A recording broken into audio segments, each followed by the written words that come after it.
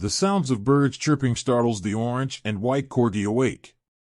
He looks through the shattered remains of a nearby window as a group of crows suddenly fly into the bright blue sky. The corgi carefully yet quickly navigates through the minefield of glass shards towards the window and barks at where the crows once were.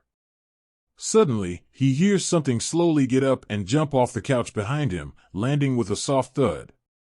He turns around with an apologetic look on his face and sees a large German shepherd growling at him. The corgi walks over to the shepherd and gently nuzzles up against. The shepherd looks down at the corgi like how an annoyed older brother looks at their younger sibling. The two walk through the dust-covered house and large wooden door covered with bullet holes.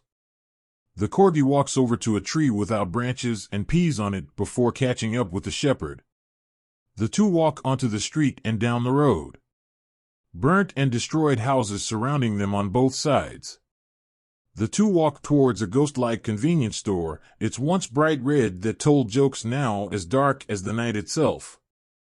The two walk through the shattered glass door. The shepherd walks into the cafe while the corgi searches the aisles. He sniffs around until he stumbles across a small Pringles can. The corgi tries to swallow the can whole before whipping it back and forth until the plastic lid pops off. The small can flies into an ice cream cooler before the corgi rushes over to it. He tears the paper-like covering open with his claw and stuffs his face as far down the can as he can. The corgi begins to shake his head frantically as the can gets stuck around his snout.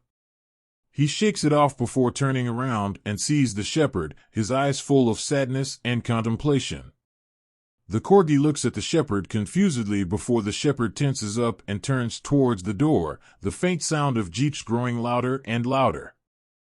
The shepherd slowly stalks towards the door as the group of jeep pass by.